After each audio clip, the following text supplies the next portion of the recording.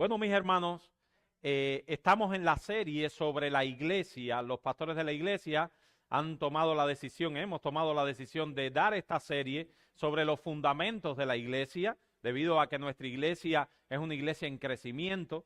Y a partir de este domingo, y continuaremos, Dios mediante, el próximo, comenzaremos a ver cómo está organizada la iglesia local. Cómo está organizada la iglesia local. O sea, la organización de la iglesia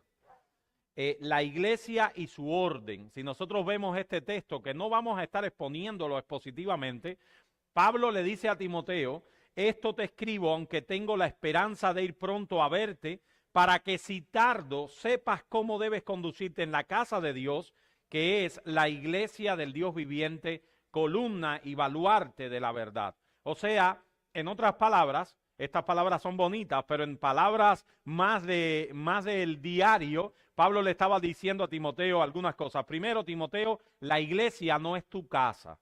Tú vas a ser el pastor de la iglesia, tú eres uno de los pastores de la iglesia, pero la iglesia no es tu casa. La iglesia es la casa de Dios.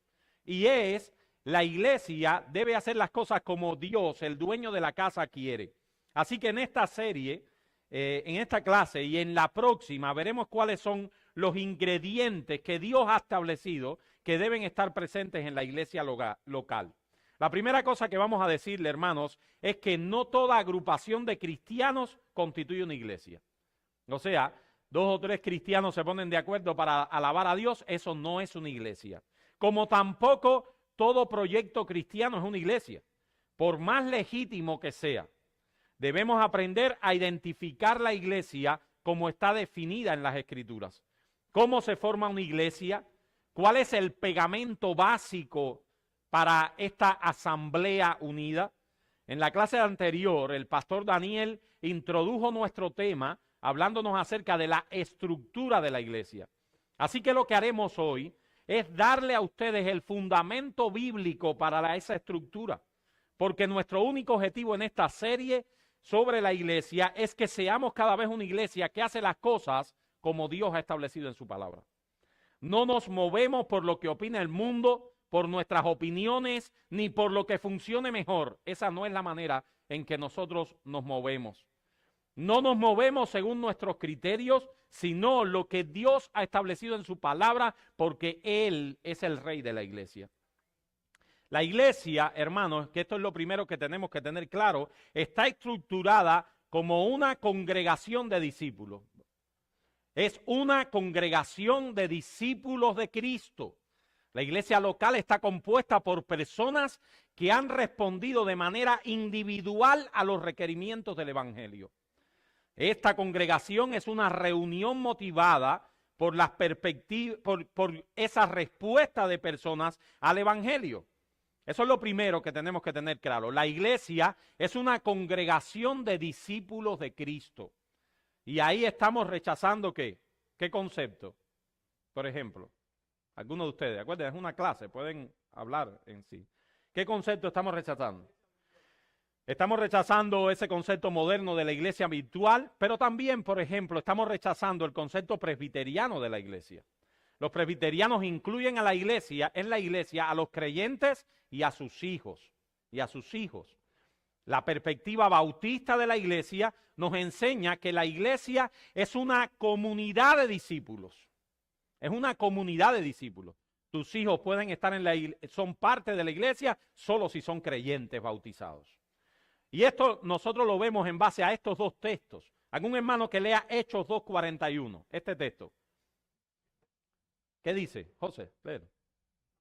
Que los que recibieron su palabra fueron bautizados y se añadieron aquel día como 3,000 personas y perseveraban en la doctrina de los apóstoles, en la comunión unos con otros, en el partimiento del pan y en las oraciones. ¿Y Hechos 27?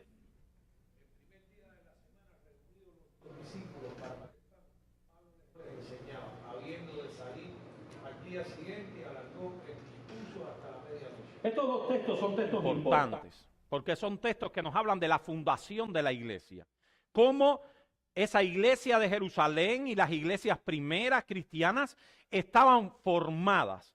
Estos textos debemos nos hablan claramente que cuáles son los integrantes de esa iglesia. Nuestra firme convicción bautista de la iglesia local implica que la iglesia está formada por discípulos de Jesucristo, personas que han respondido en arrepentimiento y fe al llamado del evangelio. Es una comunidad de discípulos. Le invito a que hagamos una mirada primero a Hechos 2:41. ¿Se recuerdan el texto que leímos? Así que los que recibieron su palabra, háblanlo en su Biblia. Vamos a hacer una mirada rápida a las características de la iglesia que se dan en estos textos. Hechos capítulo 2, versículo 41. Ahí no lo pude poner porque vamos a ir viendo qué se nos dice. La primera cosa que se nos dice en ese texto, y pueden comprobarlo conmigo, tristemente no podemos pararnos tanto para que ustedes participen porque es larga la clase, pero la primera cosa que dice en Hechos 2:41 es que la iglesia está formada ¿por quién? ¿Cuál es la primera frase? ¿Por quién? Por discípulos. Dice, la primera frase es que los que recibieron su palabra, los que recibieron la palabra.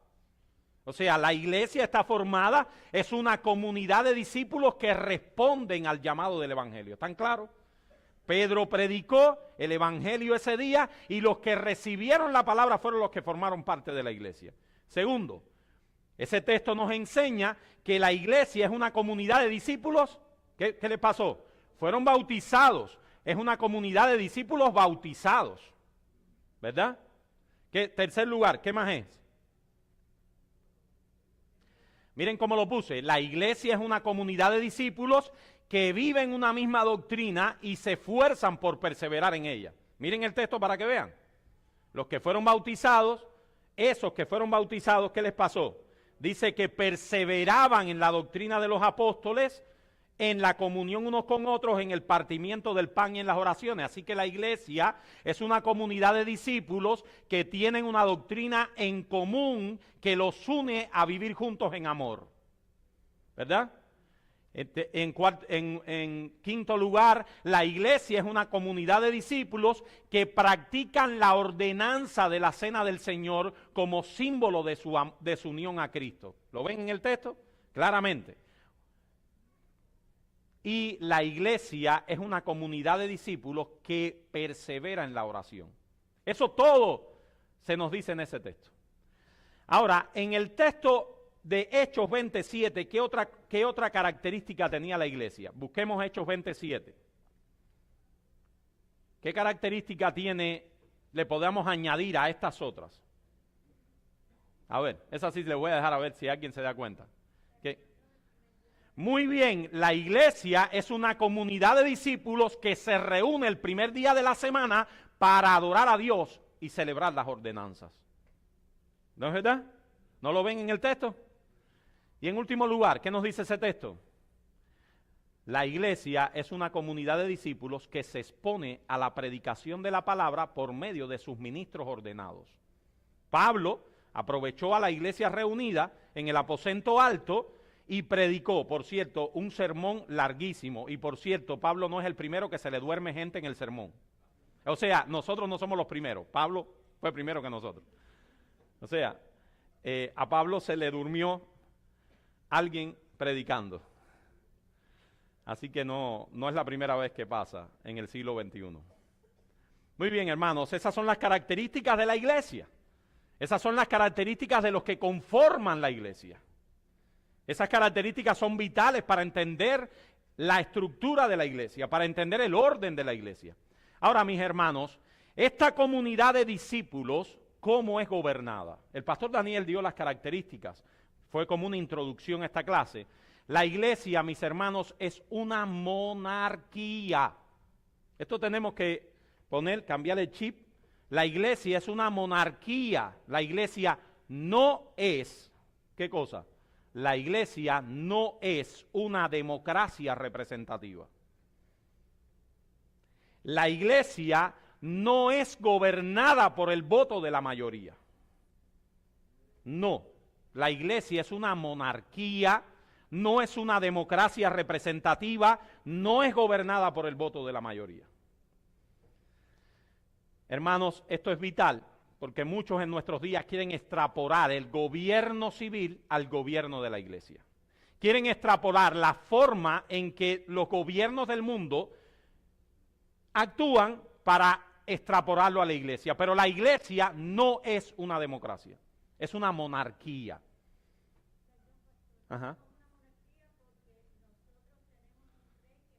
Muy bien, eso lo vamos a demostrar, claro, exactamente. Por ejemplo, Mitica, te me adelantaste, mira el texto. Efesios 5, 23 al 24, ¿qué dice? Mirta, tú misma puedes leerlo, hermano.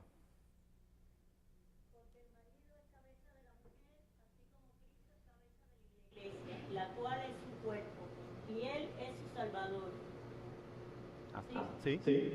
Así que, como la iglesia está sujeta a Cristo, así también las casadas lo estén a sus maridos en todo. Cristo es la cabeza de la iglesia. Y si uno sigue leyendo ese texto, se dará cuenta que Pablo dice, todo esto lo estoy diciendo por Cristo y la iglesia. Cristo es la cabeza de la iglesia, Él es el rey de la iglesia. La iglesia es una monarquía porque tiene un rey absoluto, un rey absoluto. Hagamos ahora el esquema básico que tenemos que tener en nuestras mentes. Muy bien, este esquema es muy importante, hermanos. Primero, Cristo es el rey o cabeza de la iglesia. La iglesia es el cuerpo, Cristo es la cabeza. Segundo, Cristo, el rey, ha dado oficiales a su iglesia, pastores y diáconos. Tercero, los pastores gobiernan la iglesia siguiendo la palabra del rey. Los diáconos dirigen el servicio dirigidos por el gobierno pastoral. Y en último lugar, la comunidad de discípulos de la iglesia vive en unión a Cristo su rey y se somete al gobierno pastoral por amor a Cristo. Eso es una iglesia en la mente de Dios. Nosotros vamos a demostrarles esto. El pastor Daniel nos dio esa introducción en la clase anterior.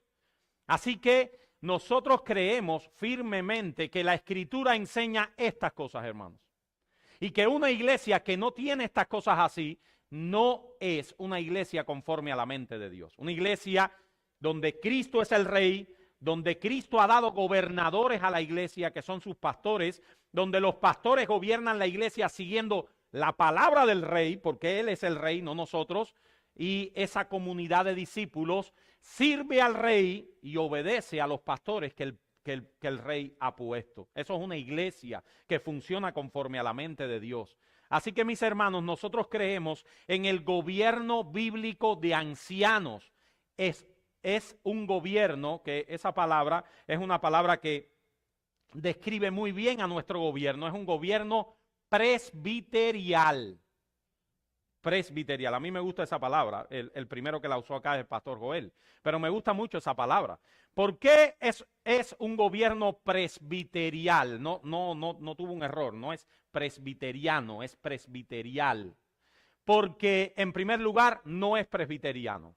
No es presbiteriano. ¿Qué cosa es un gobierno presbiteriano? Nuestros hermanos presbiterianos tienen una jerarquía de presbíteros o ancianos gobernantes y ancianos pastores que son puestos por un concilio. O sea, nuestros hermanos presbiterianos, el gobierno que tienen es un presbítero, un pastor que les es impuesto a la iglesia. Es elegido por un concilio que dirige sus iglesias y ese pastor es fruto de ese concilio y ¡boom!, caen paracaídas en la iglesia. Nosotros no estamos de acuerdo con ese gobierno. Tampoco estamos de acuerdo con el gobierno congregacional, donde la iglesia es gobernada ¿por qué? ¿Cómo se dirige una iglesia en el gobierno congregacional? ¿A quién sabe? Por el voto de la mayoría.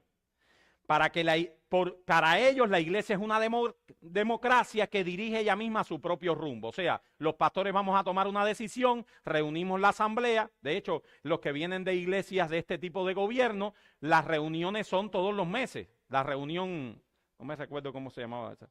La junta de negocios. Y en la junta de negocios, yo me acuerdo en una junta de negocios se discutió si debíamos comprar un bate de pelota o no. Y ahí estaba el pastor esperando a ver qué decidía la junta, si compraban el bate de pelota para los jóvenes o no se compraba. Nosotros no creemos en ese tipo de gobierno. Nosotros creemos que Cristo gobierna la iglesia a través de sus pastores. Por eso creemos en una mezcla de los dos. Creemos en un gobierno presbiterial. La iglesia es gobernada por un consejo de ancianos que son reconocidos y puestos ahí por el voto de la iglesia. ¿Entienden la combinación? Hay un sentido en que la iglesia decide su gobierno porque la iglesia decide a sus pastores. Por lo tanto, la iglesia vota por sus pastores y se deja ser gobernada por ellos. Por eso es esta combinación de este gobierno presbiterial. Una iglesia que elige a sus pastores y se somete a ellos. Ajá. La democracia, hasta la última consecuencia, un país democrático es un país que elige libremente su presidente y luego el presidente. Exacto, es aproximadamente lo mismo. Exactamente. Hermanos, hay un sentido en que ustedes gobiernan la iglesia. Hay un sentido en que ustedes deciden el gobierno de la iglesia. Es que ustedes deciden quiénes son sus pastores.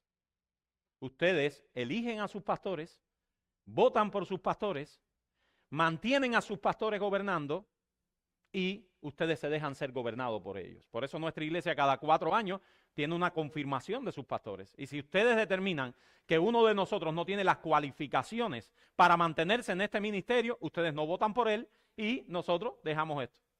Y nos ponemos allí a servir a la iglesia.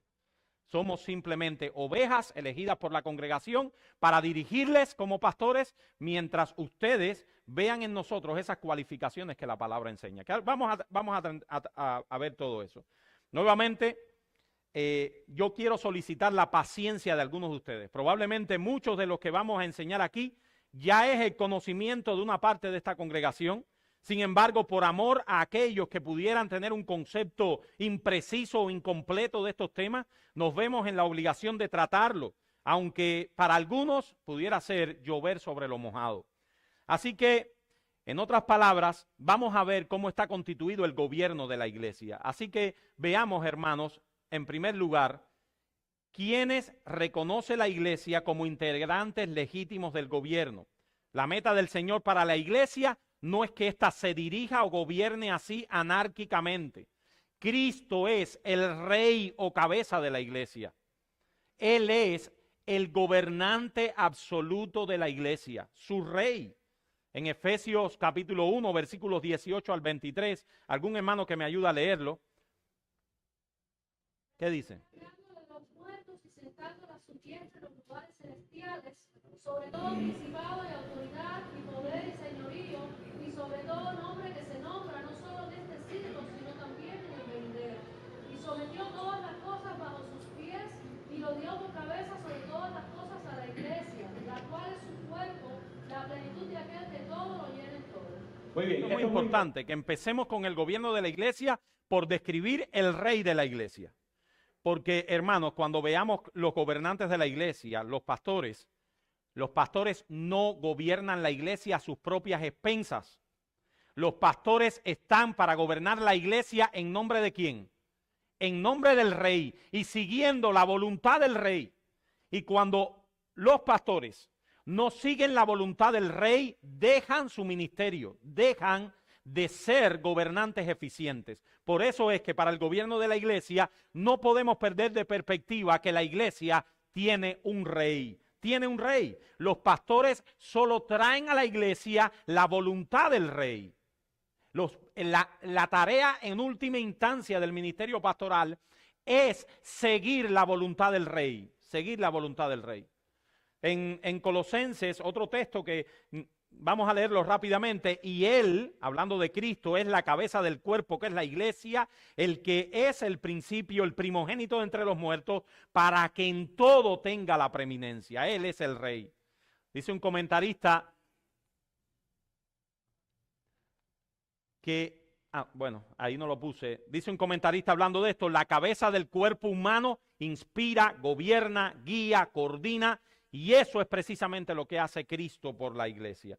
Eso es lo que hace Cristo por la iglesia. La autoridad final de la iglesia es de Cristo. Y si Él ha dicho que algo debe ser de una forma determinada a través de su palabra, escuchen, hermanos, no importa. Escuchen bien, hermanos, de verdad. Es importante que nosotros tengamos esto en la cabeza. Esto es lo más importante. La autoridad final de la iglesia es el Señor Jesucristo. Y si Él ha dicho que algo debe hacerse de una forma determinada a través de su palabra, No importa, no importa lo que piense la mitad más uno de los miembros de la iglesia, las 3/4 partes o la congregación entera.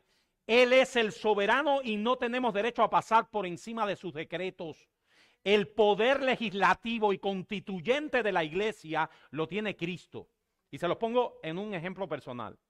Personal no es personal mío, es personal del pastor William. Comenta el pastor William en uno de sus sermones sobre este tema. Por cierto, mucho del material que estaremos viendo es una serie de sermones del pastor William en Cuba, aunque también, para ser sincero, no usaremos todo de él, sino que he usado otras fuentes.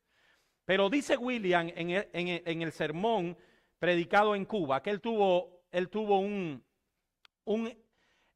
ejemplo de esto. Dice, hace un par de días recordaba en una conversación a un amigo pastor que hace varios años tuvo que trabajar por cierto tiempo en una iglesia que creía en el gobierno congregacional, el gobierno de la mitad más uno. Y esta congregación había estado discutiendo si debía cambiar el culto de adoración del domingo y poner los otros días de la semana. Yo imagino la congregación, caballero, el domingo para la playa, el domingo vamos para la playa, vamos a dejar esto.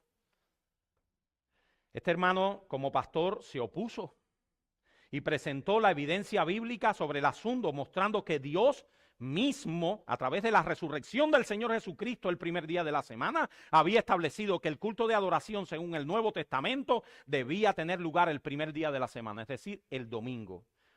Sin embargo, como quiera, la iglesia decidió llevar el asunto a votación. Y no solo lo llevó a votación, sino que decidió cambiar el culto del domingo para otro día de la semana, porque había ganado 3/4 partes de la iglesia, estaban a favor de cambiar el culto del domingo.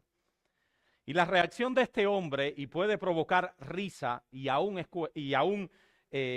puede provocarnos risa, pero es muy triste esa risa, pero es un sentido digno de imitar. El pastor se paró en la reunión cuando terminó, y la convicción de él sobre la supremacía de Cristo en la iglesia fue tal que cuando terminó la votación les dijo, bien hermanos, vamos a orar para concluir y recuerden, nos vemos el domingo para adorar al Señor en este lugar. Y no permitió que la congregación ignorara la autoridad de Cristo el Rey para hacer lo que bien les parecía. No podemos hacer aquí lo que nos plazca, mis hermanos, simplemente porque todos estemos de acuerdo. Dice la Biblia que la iglesia es del Señor porque Él la ganó por su propia sangre, no nosotros. Él la ganó por su propia sangre. Él es el dueño de la iglesia. Cristo es el rey de la iglesia y nadie debe pasar por alto la autoridad de Cristo en la iglesia. Ahora bien, cuando nosotros revisamos cuál es la voluntad de Cristo para la iglesia del rey, Cristo, el rey de la iglesia, la autoridad máxima y final, Él ha delegado el gobierno y la administración de las iglesias a ciertos individuos particulares. Es la voluntad del rey. Así como en un reino hay un monarca, para que tengan claro esto, hermanos, que rige toda la nación, pero a la vez tiene gobernantes que están en ciertas regiones o provincias de ese reino. Cristo, siendo el rey único y absoluto de la iglesia, tiene gobernantes en cada uno de sus provincias, de sus iglesias locales. Esa es la voluntad del rey, el rey absoluto, el rey de la iglesia universal, el rey de todas las iglesias locales. Ha establecido gobernantes que gobiernen en cada una de esas iglesias o provincias del reino. Hebreos 13:7 lo dice de esta manera. Acordaos de vuestros gobernadores. Yo sé que la Reina Valera dice de vuestros pastores, pero está mal traducido. La palabra es egeomai, que significa gobernadores que os hablaron la palabra. Y también en 1 Tesalonicenses 5:12 dice, os rogamos, hermanos, que reconozcáis a los que trabajan entre vosotros y os presiden, literalmente os gobiernan en el Señor y os amonestan. Cristo, el rey de la iglesia, ha delegado su autoridad en ciertos gobernadores, ciertos individuos que deben gobernar su provincia, su iglesia, siguiendo la voluntad del rey. Y si nosotros hiciéramos una mirada rápida a vuelo de pájaro por el Nuevo Testamento, veremos, hermanos, que esta es una enseñanza abrumadora del Nuevo Testamento. No es que es una enseñanza que tiene 2 o 3 versículos, no, es una enseñanza abrumadora del Nuevo Testamento. Abrumadora. Yo no puedo tomar todos los textos, pero si empezamos por la iglesia de Jerusalén y por todas las demás iglesias cristianas, todas las iglesias del Nuevo Testamento estaban siendo gobernadas por pastores. Todas. ¿Inclusive cuál? ¿Inclusive cuál? La iglesia de Jerusalén que tenía los apóstoles. Ustedes saben que en la iglesia de Jerusalén, además de apóstoles, habían ancianos. Porque los apóstoles son los ministros, eran los ministros de la iglesia universal. Un oficio extraordinario de la iglesia que, por cierto, desapareció con la muerte del último de los apóstoles. ¿Quién fue el último de los apóstoles? Juan, ¿verdad? Con la muerte de Juan se terminó el oficio apostólico en la iglesia. Y solamente se quedaron manteniendo la iglesia local estos gobernadores, pastores, ancianos, presbíteros que gobernaban sus iglesias locales.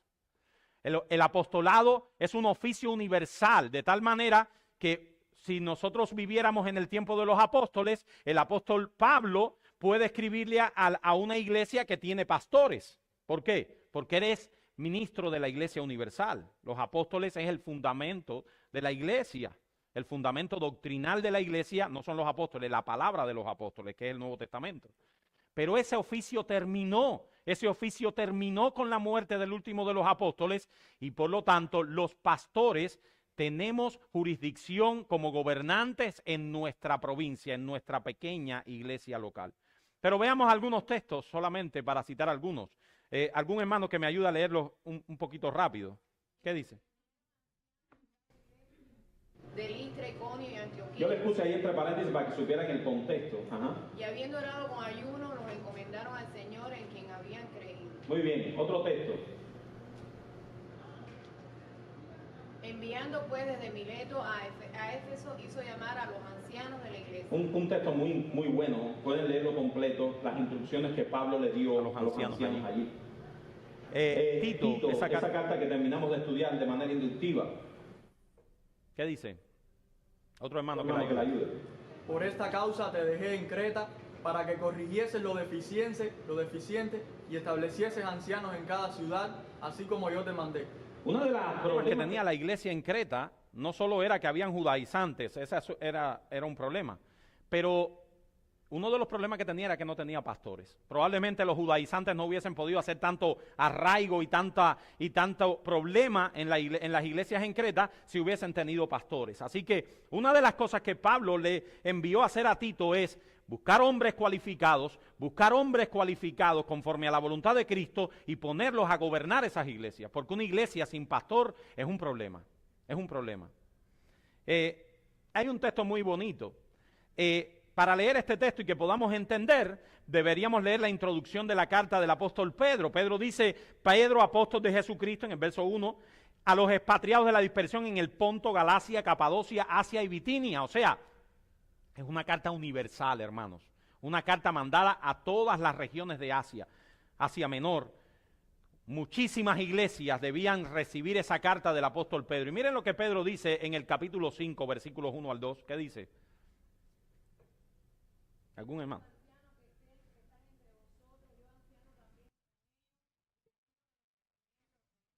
Que soy también participante de la gloria que será revelada a apacentar la grey de Dios que está entre vosotros. Muy bien, hermano. Todas aquellas iglesias tenían pastores.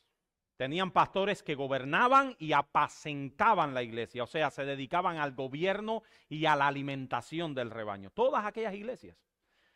También pudiéramos citar otros textos más, Filipenses 1:1, os rogamos, dice Pablo, Timoteo, siervos de Jesucristo, a todos los santos en Cristo Jesús que están en Filipos, con los obispos y diáconos. Esa era una iglesia. Una iglesia es los santos con sus obispos y diáconos. Eso es una iglesia conforme a la mente de Dios. Y fíjense que están en singular las palabras, en plural. Una iglesia que tenía varios obispos y varios diáconos. Esa es la mente de Dios. O sea, exactamente, la palabra obispo la podemos intercambiar y no, hermano, eso está claramente en el Nuevo Testamento, pero no puedo porque no tengo tiempo. Pero la palabra obispo se intercambia por la palabra pastor, por la palabra anciano, por la palabra presbítero. Y fíjense que es interesante porque dice que esos obispos en textos anteriores, por ejemplo, apacientan la grey de Dios. ¿Qué cosa es? ¿Qué hace alguien que apacienta? ¿Qué es? Es un pastor, y Pedro en el capítulo 5 dice que son ancianos. O sea, el anciano hace la tarea de un pastor, o sea, es el mismo oficio desde diferentes maneras de mirarlo. Y miren este texto también, 1 Tesalonicenses 5:12, os rogamos, hermanos, que reconozcáis a los que trabajan entre vosotros y os presiden o gobiernan en el Señor. Es que en la mente de Dios toda iglesia debe tener ancianos o pastores. Ese es el patrón bíblico de esas iglesias, es el patrón del rey para esas iglesias. Los pastores tenían varias funciones. ¿A qué se dedicaban ellos? ¿Acaso eran simplemente un grupo de hombres maduros que daban buenos consejos? ¿Eran simples maestros o quizás simples moderadores de las juntas de negocios? No, nosotros veremos que eran los encargados de gobernar la iglesia, Por ejemplo, miren este texto. ¿Algún hermano que lo lea? 1 Timoteo 5:17.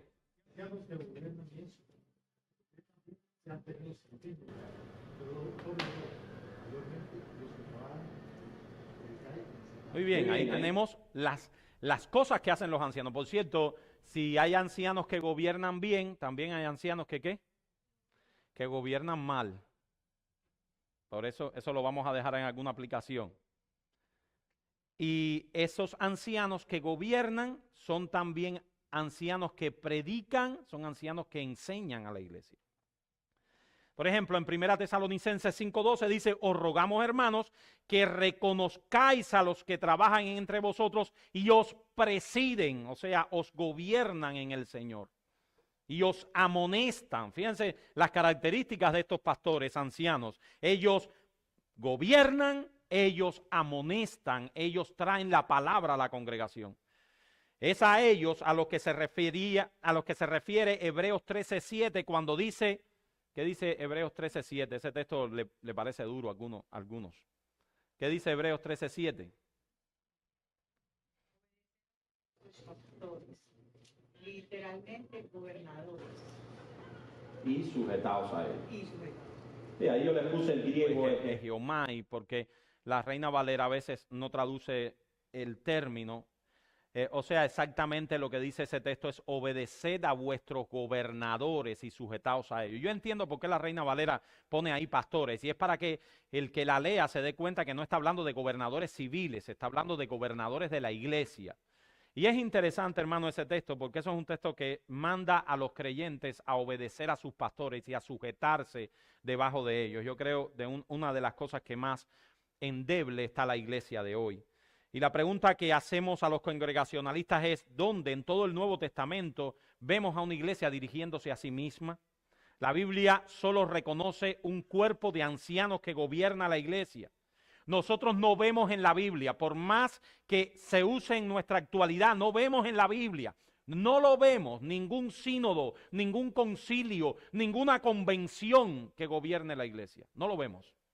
No vemos en la Biblia eso. No vemos ninguna junta directiva. No vemos un presidente de la convención. No vemos un comité de púlpito. No vemos un director de educación cristiana. No vemos una comisión de misiones que hace estrategia evangelística por la iglesia.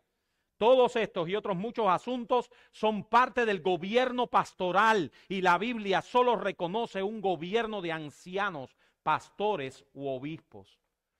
Obviamente eso no significa, hermanos, que los pastores no puedan delegar responsabilidades y dar a algunos hermanos un margen para que ellos tengan autoridad en esa área. Nosotros tenemos aquí maestros que enseñan la palabra y no son pastores, pero ellos están debajo de la autoridad pastoral y son los pastores los que administran los ministerios de la iglesia. Son los pastores los que administran los ministerios de la iglesia. Y eso tiene un sustento escritural tremendo. Ni aún, hermanos, y que me perdonen los diáconos que hay acá, ni aún los diáconos de la congregación tienen una autoridad autónoma, ¿no? Que me perdonen, no, que les informo, ¿verdad? No, los diáconos no tienen una autoridad autónoma. Ellos han sido llamados por Dios a dirigir y administrar los asuntos seculares de la iglesia, la misericordia y la calidad y la caridad, pero el servicio de la labor diaconal no puede ser independiente ni autónomo del gobierno pastoral.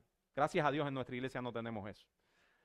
Aunque los diáconos se dedican a la ayuda a los santos, los diáconos lo hacen delegado del gobierno pastoral. El diácono es parte de la vida de la iglesia y como tal, ese ministerio está incluido en lo que los ancianos deben supervisar, guiar y si es necesario en un momento hasta intervenir, porque ellos son los gobernadores de la iglesia. Hermanos, cuántas congregaciones vemos donde los diáconos toman decisiones aisladas de los pastores o que los pastores no tienen nada que decir o no pueden decir nada. No, el gobierno de la iglesia ha sido dado por parte del rey de la iglesia a los pastores. Ahora, yo les voy a hacer una pregunta y no caigan en la trampita. ¿En las manos de quién está entonces el gobierno de la iglesia según las Escrituras? Muy bien, miren la respuesta correcta. ¿Para qué? En las manos de Cristo el Rey, quien ha establecido ancianos, obispos o pastores que velan porque las leyes y los preceptos de su reino sean obedecidos. ¿En las manos de quién? De Cristo, que ha establecido ancianos, obispos o pastores que velan porque las leyes de Cristo y los preceptos de Cristo sean obedecidos en su reino, en sus provincias. Ahora, ¿acaso no hay peligros en tomar hombres pecadores y falibles y darles toda la autoridad en la iglesia? ¿Hay algún riesgo en eso? A ver, díganme. Tremendo riesgo, sí lo hay, como dice el pastor Joel, tremendo riesgo. Porque nosotros somos pecadores, hermanos, falibles. Y ustedes quieren que les diga una noticia. Nos equivocamos mucho. No pueden los pastores cometer errores, tomar malas decisiones, caer en diversos pecados que terminen perjudicando la iglesia. Sí lo pueden hacer. ¿Qué podemos responder a eso? Bueno, podemos responder con un rotundo sí. Por supuesto que hay peligros en dar autoridad a hombres pecadores y falibles como nosotros. Por supuesto que estos hombres pueden caer en errores, podemos contar con que tomarán malas decisiones, cometerán pecados. Claro que sí. Pablo habla a Timoteo, como les decía, de los ancianos que gobiernan bien, asumiendo que hay ancianos que no gobiernan bien. Por supuesto que hay peligros al poner a un hombre en el ministerio pastoral y darle la autoridad de la que hablamos hoy.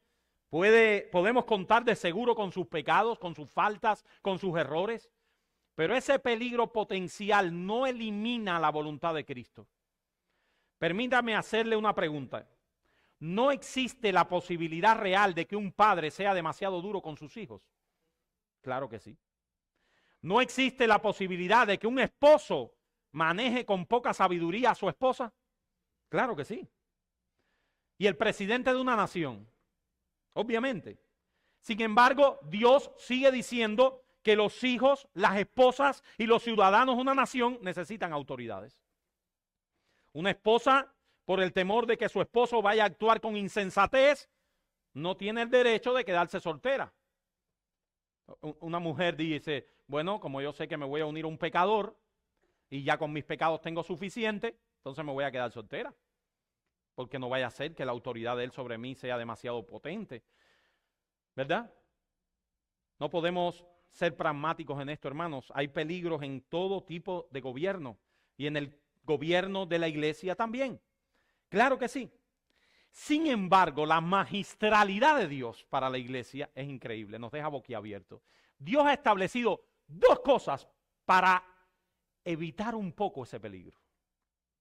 Hay dos cosas que Dios ha establecido en el gobierno pastoral que previenen a la iglesia de ese peligro. del peligro de tener un dictador, del peligro de tener a un dictador que toma todas las decisiones y del peligro de poner hombres que sean hombres que vivan una vida depravada delante de Dios. Y si las iglesias cristianas siguieran la voluntad del rey, probablemente en un % importante, aunque no completamente, fuera preventivo, no sé cómo combinar ese verbo, prevendrían, ¿no? Prevendrían ese problema de tener dictadores y de tener hombres que vivan vidas depravadas. ¿Cuáles?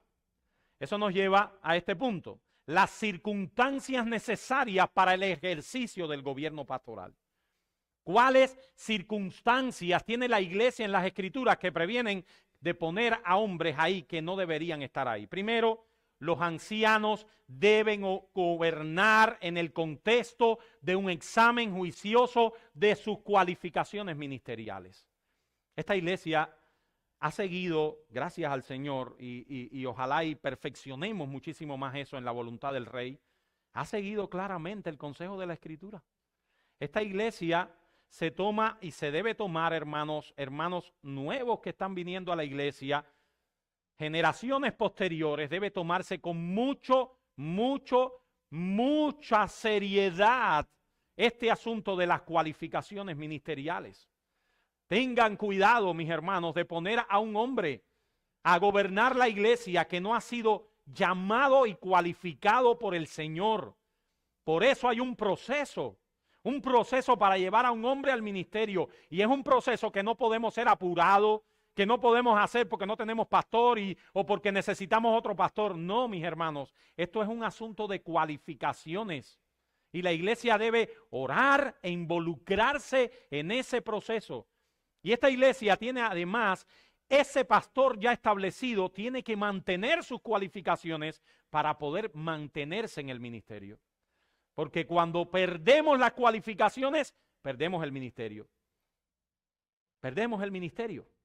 Así que cada 4 años nuestra iglesia vuelve a evaluar esas cualificaciones para ver si ese hombre es un hombre todavía cualificado para estar en ese ministerio. Miren las cualificaciones. La Biblia no se queda corta, la Biblia lo dice claramente. Claramente. ¿Algún hermano que lo lea rápidamente?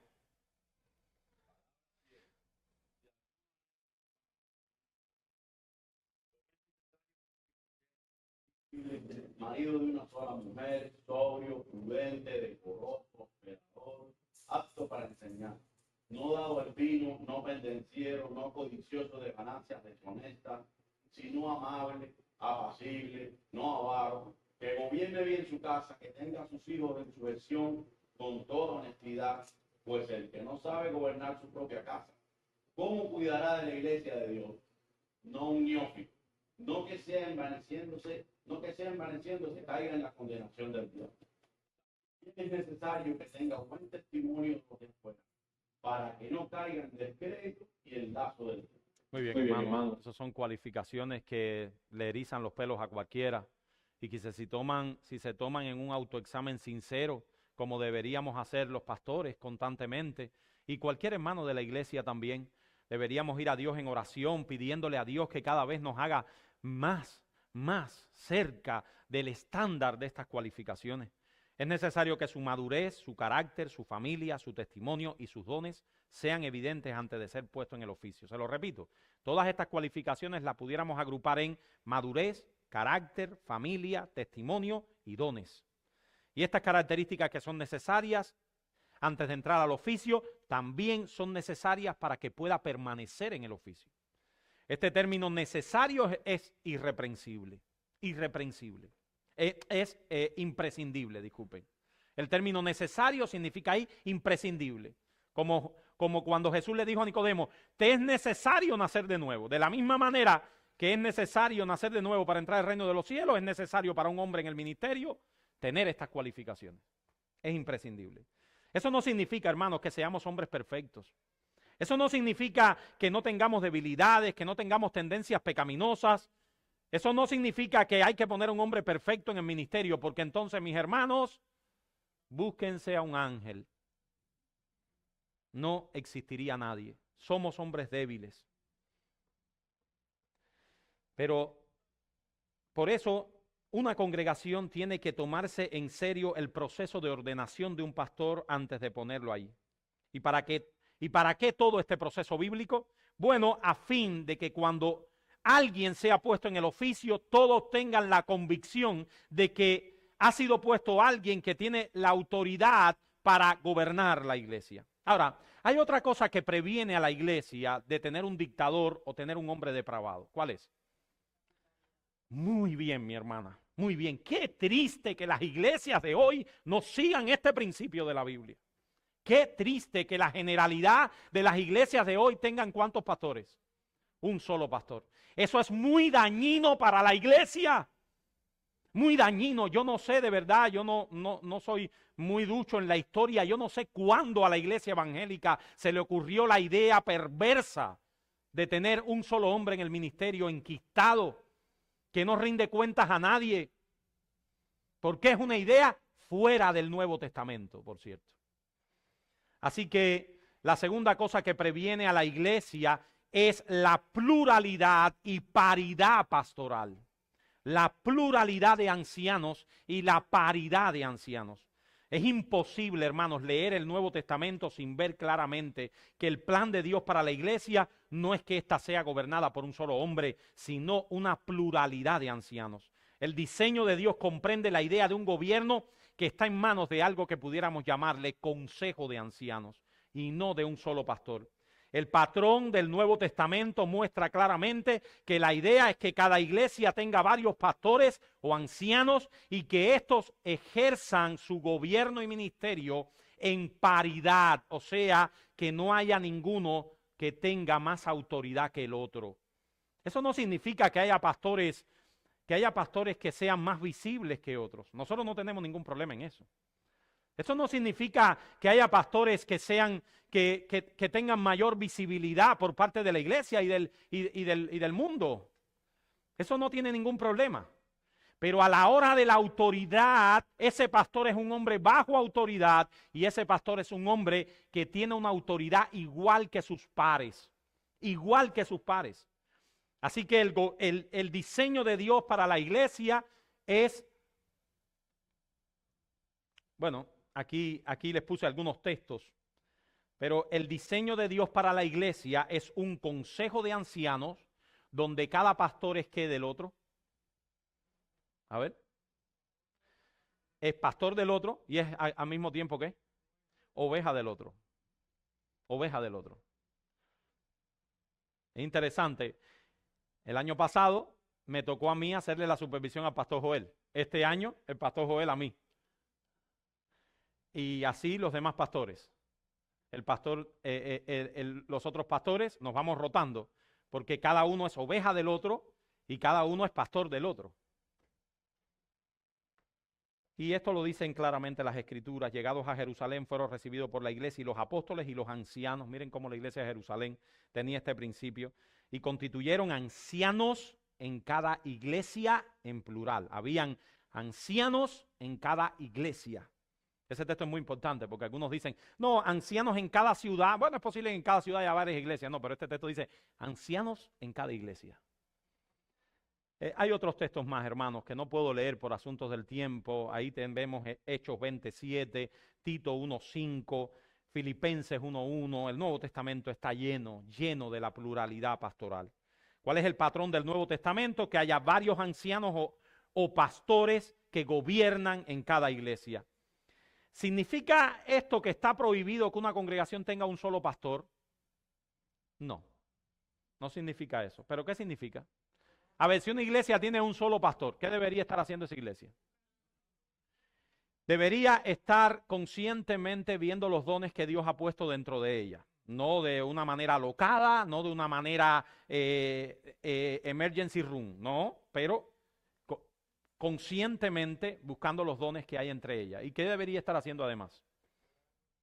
¿Qué debería? Hay tres cosas que debería hacer. Orar a Dios para que envíe más obreros a su mies. Y en tercer lugar, ese pastor que está solo, ¿qué debería hacer? Algo que nosotros, muy bien, buscar la ayuda, el apoyo de otros pastores. Y lo puedo decir públicamente. Ahora mismo en Cuba hay un hermano que está solo allí. Ese hermano, nosotros en casi todas las reuniones pastorales tenemos un caso de él que tratar en nuestra reunión pastoral. Porque él no quiere hacerlo solo. Él no quiere vivir. Él entiende claramente que él está deficiente y necesita otros iguales. Y tú vas y hablas con él, lo primero que te dice, hermano, ora para que Dios traiga otros pastores. Y así mismo hicimos nosotros cuando tenemos al pastor Joel solo acá. Él no dirigía la iglesia a su propia expensa. Él buscaba consejos a otras iglesias, a otros pastores maduros. Una iglesia sin pastor es una iglesia deficiente, pero una iglesia con un solo pastor también es una iglesia deficiente.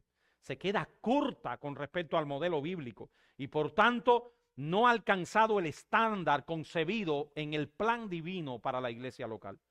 En la actualidad es muy común y frecuente que las congregaciones tengan un solo pastor. Es una rareza encontrar congregaciones que crean en una pluralidad de pastores. Les cuento como comentario interesante. Nosotros estábamos buscando para el local de la iglesia y les caímos nosotros 4 a un solo pastor, a un pastor pentecostal. Y aquel hombre cuando nos vio a nosotros 4 se asustó. Y dijo ahí en la congregación, pero ¿cuál es el pastor de verdad aquí? ¿Cuál es el pastor de verdad? Y nosotros, por cierto, que el pastor Joel iba con el traje, le dijimos, mira, él es de verdad, nosotros somos como asistentes. Para que nos entendiera, porque es que de verdad que es complicado hacerle entender eso a las iglesias.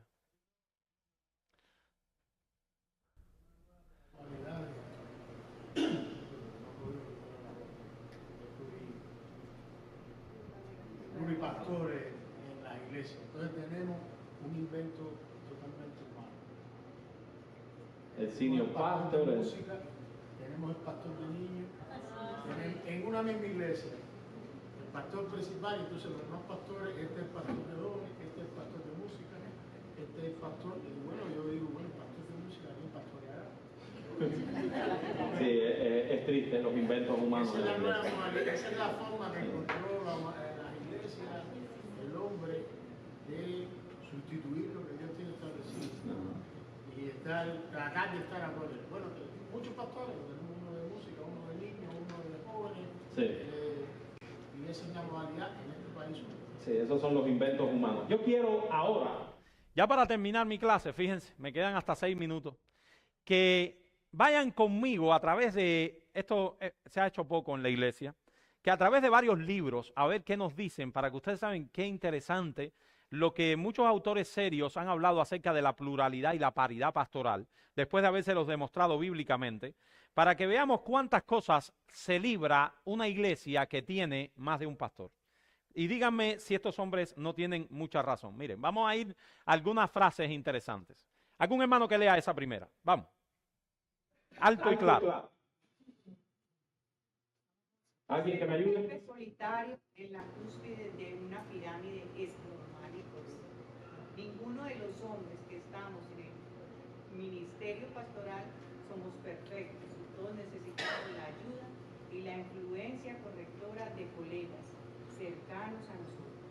Pero cuando alguien es puesto en la punta de una pirámide, ejerciendo el liderazgo en solitario, esa persona ya no tiene colegas, sino solamente subordinado. Hermano, eso no es una gran verdad. Eso no lo podemos experimentar nosotros.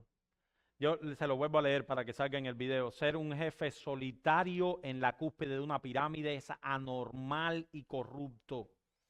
Ninguno de los hombres que estamos en el ministerio pastoral somos perfectos. Y todos necesitamos la ayuda y la influencia correctora de colegas cercanos. Yo siempre le digo a los pastores, y nosotros nos decimos entre nosotros, si uno de nosotros dirigiera la iglesia solo, miren, no se sabe cuántos problemas, cuántos errores hubiéramos cometido entre ustedes. Ustedes no han recibido muchísimas de las ideas brillantes de Ricardo, por citar uno, de Ricardo, ideas brillantes que son un fracaso gracias a mis pastores, que no han permitido que las ideas de Ricardo lleguen a la iglesia. Pero si Ricardo estuviera solo, ustedes recibirían las consecuencias de las ideas brillantes, malas de Ricardo. Entonces, ninguno de los hombres que estamos en el ministerio pastoral somos perfectos y todos necesitamos ayuda e influencia correctora de nuestros colegas. Pero cuando alguien es puesto en la punta de una pirámide, ejerciendo el liderazgo en solitario, esa persona ya no tiene colegas, sino solamente subordinados. Otro pensamiento. Nunca fue la voluntad del Señor que la iglesia local estuviese controlada por un solo individuo.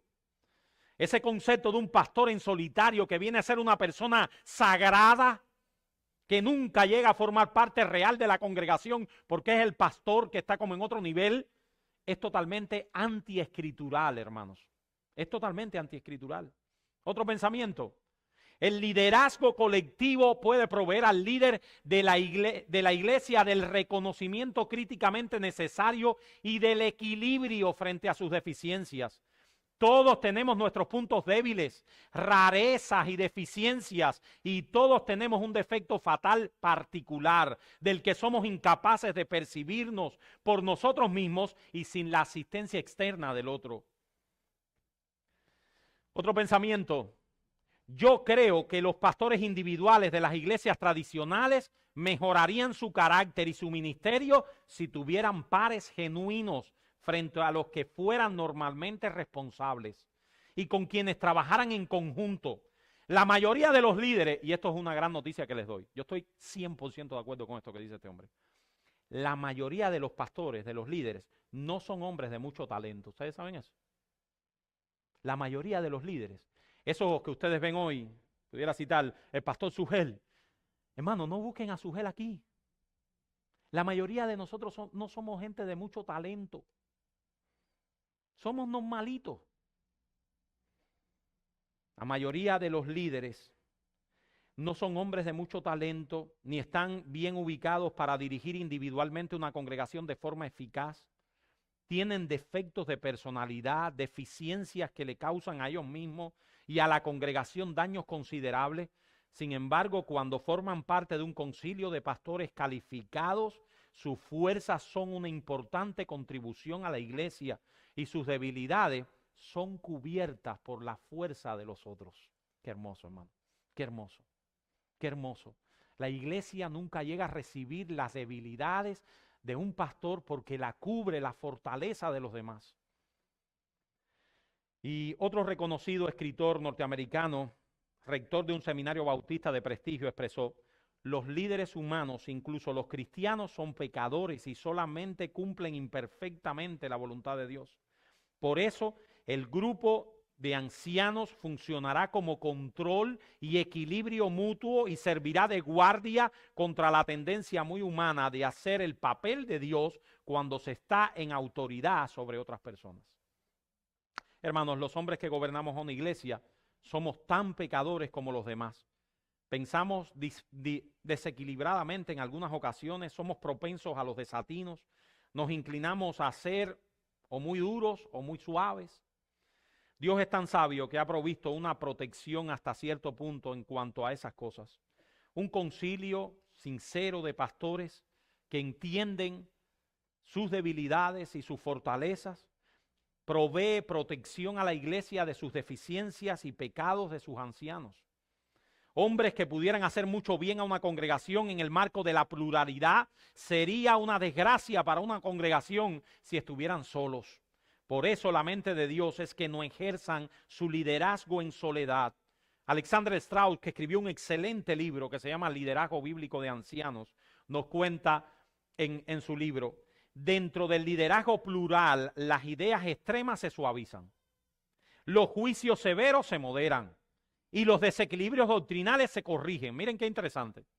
Si un anciano manifiesta prejuicio o desagrado personal hacia algún miembro, los demás miembros del consejo lo pueden corregir e insistir en un trato justo.